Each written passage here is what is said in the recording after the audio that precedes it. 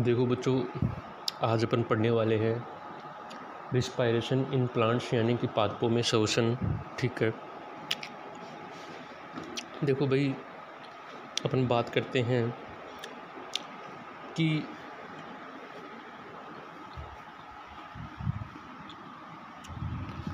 क्या प्लांट में होने वाला श्वसन और एनिमल में होने वाला श्वसन दोनों समान होते हैं क्या?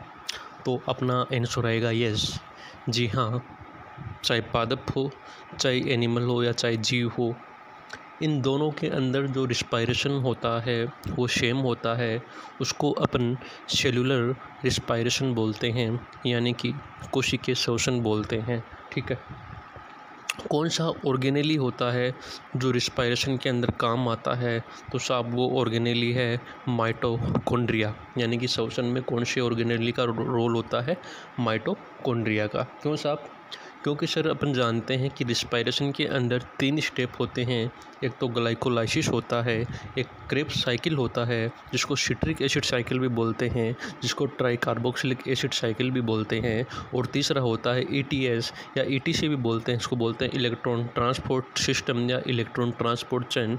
जैसे कि साहब अपन जानते हैं कि जो ग्लाइकोलाइसिस होता है वो साइटोप्लाज्म में होता है, जबकि क्रेब्स साइकिल और ETS होता है वो माइटोकॉन्ड्रिया के अंदर होता है। ठीक है, अब अपन सर बात करते हैं कि रिस्पायरेशन का मकसद क्या होता है, श्वसन का मकसद क्या होता है? तो साहब इसका मकसद होता है ATP को प्रोड्यूस करना, ATP का उत्पादन करना। ये ATP कैसे प्रोड्यूस होती है सर? तो हमने बात बताई कि जैसे कि फोटोसिंथेसिस के परिणाम स्वरूप जो ग्लूकोज बनती है ना, अपन रिस्पायरेशन के अंदर क्या करेंगे बच्चे कि उस ग्लूकोज को तोड़ेंगे और उस ग्लूकोज से एनर्जी को प्रोड्यूस करेंगे, यानी कि ATP को प्रोड्यूस करेंगे। तो रिस्पायरेशन का मकसद ही क्या होता है कि ग्लूकोज को तोड़ना होता है। रिस्पायरेशन का मकसद ही होता है ग्लूकोज को तोड़ना और ATP को प्रोड्यूस करना।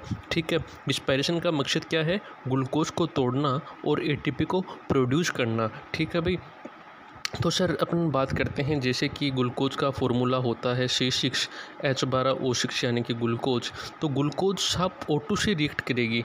ग्लूकोज किससे रिएक्ट करेगी? O2 से रिएक्ट करेगी और अपने को बदले में ATP देगी। तो मैं बोलता हूँ सर मेरे को इसकी रिएक्शन चाहिए, कि रिस्पायरेशन की रिएक्शन चाहिए मेरे को क्या चाहिए भाई? मेरे को क्या चाहिए? मेरे को रिस्पायरेशन की रिएक्शंस चाहिए।